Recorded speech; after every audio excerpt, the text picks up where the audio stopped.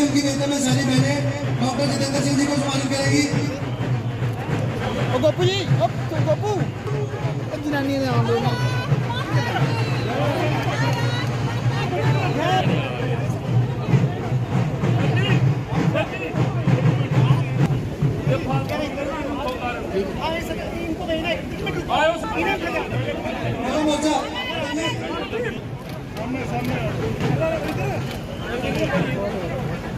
चित्र भेंट कर माननीय डॉक्टर जितेंद्र सिंह जी को सिख समाज के लोग सम्मानित करते हुए इनके साथ इनका भी बहुत बहुत धन्यवाद करता हूँ।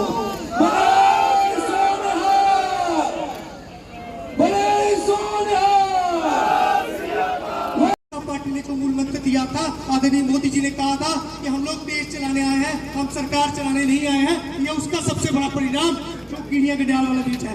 आज हीरानगर क्षेत्र में बीआरओ के जितने भी डॉक्टर साहब ने पूरी के ड्यूटी काम कराया, लेकिन हरे परिचित बजाज साहब दिखाना में इस उम्र च भी बड़े आए थे, दोपहरी धुप्पा बैठे थे।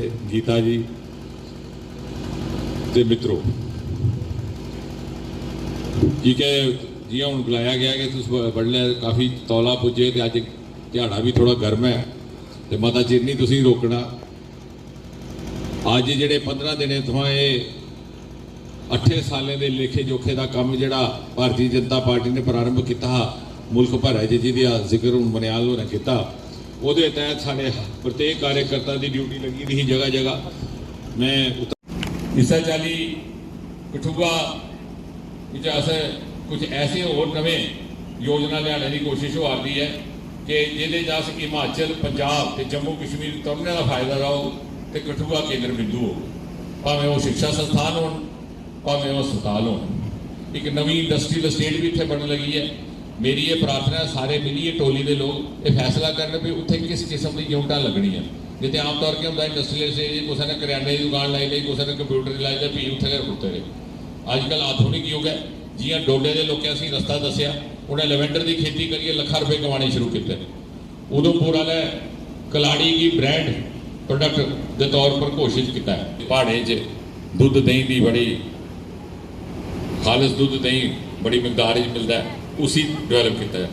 यहाँ के 75 प्रमुख कार्यों का उल्लेख है, लेकिन उसके अतिरिक्त मैं ये चाहूँगा कि कुछ एक बातें जो अनकही रह गई वो भी लोगों के ध्यान में लाई जाए। यदि आपने सही माने में इन 8 वर्षों के कार्यकाल की प्रशंसा करनी है तो अच्छा रहेगा कि उससे पहले के 8 वर्षों के साथ तुलना की जाए। ना ये पुल थे, ना ये सड़कें थी, ना ये टनल थे, वो तो एक तरफ, लेकिन हमारा क्या हाल था भारतीय जनता पार्टी के कार्यकर्ता का, आम आदमी का, यहाँ पर रहने वाले आम शहरी को उसका हक नहीं था प्राप्त होता, उसको न्याय नहीं था मिलता। क्षेत्रीय भेदभाव का सदा एक शिकायत रहा करती थी। आज भारतीय जनता पार्टी के कार्यकर्ता का मनोबल बड़ा है। और दूसरे दल जो भारतीय जनता पार्टी का व्यंग करते थे, हमारे कार्यकर्ता को झंडा झंडा पार्टी कहा करते थे, आज वो भारतीय जनता पार्टी का दरवाज़ा खटखटाते हैं कि हमें भारतीय जनता पार्टी का डंडा दीजिए। ये जो वक़ार बढ़ा है, ये जो आत्मसम्मान और मनोबल बढ़ा है, ये मोदी जी के व्यक्तित्व के कारण बढ़ा है। तो मोदी जी ने कहा था ये रही सरकार सेवा को समर्पित, और इसीलिए हमारे 15 दिन के इस कार्यक्रम का शीर्षक भी रहा सेवा, सुशासन और गरीब कल्याण, क्योंकि भारतीय जनता पार्टी का मूल मंत्र रहा सेवा, चाहे वो सत्ता में थी कि नहीं। हमारा मूल मंत्र, हमारा आधार, हमारी प्रतिबद्धता सेवा है, ना कि सत्ता। सेवा और संकल्प से 60 वर्ष संघर्ष करने के उपरांत जनता ने हमें ये अवसर दिया कि आपने जो अपना संकल्प किया है उसको सिद्धि में परिवर्तित करने का आपको हम अवसर देते हैं, और 8 वर्ष उस संकल्प से सिद्धि की पूर्ति के 8 वर्ष रहे। भविष्य में क्या जम्मू कश्मीर में करोड़ों अरबों रुपए के काम हो चुके हैं, क्या कारण है कि विपक्ष के नेताओं को सिर्फ 370 और राज्य ही दिखता है, कैसे विकास और परियोजनाएं नहीं दिखती? मुझे सबसे बड़ा संतोष इस बात का है कि हमारे विपक्ष के नेता या भीतर में भी विपक्ष करने वाले सज्जन जो ये कहते हैं कि कोई विकास के कार्य नहीं हुए, वो अंदर ही अंदर चुपचाप हमारे विकास कार्यों के लाभ भी ले रहे हैं, लाभार्थी भी हैं। जो कहता है कि टनल नहीं बना नाशरी का, जिसका नाम श्यामा प्रसाद मुखर्जी के नाम पे लिखा है, वो स्वयं जब यात्रा करते हैं तो उसी टनल के माध्यम से जाते हैं कि 1.5 घंटे का सफ़र बच जाता है। जो कहता है कीड़िया गडियाल का पुल नहीं बना, जब वो आते हैं उस तरफ से तो उसी पुल के रास्ते आते हैं कि वो 45 मिनट का सफ़र बचता है। हमारे लिए सबसे बड़ा विंडिकेशन और सबसे बड़ी हमारे लिए कॉम्प्लीमेंट ये है कि जो कहते हैं कि कुछ नहीं हुआ वही हमारे लाभार्थी हैं। सर, क्या देखते हैं कांग्रेस पार्टी जो है अपने राहुल को बचाने के लिए लगातार 2 दिन से प्रदर्शन करने कर रही है, क्या देखते हैं ये भ्रष्टाचारी की किस प्रकार की? मुझे लगता है कि इसमें कोई एंटाइटलमेंट की सेंस का ज़माना नहीं रहा।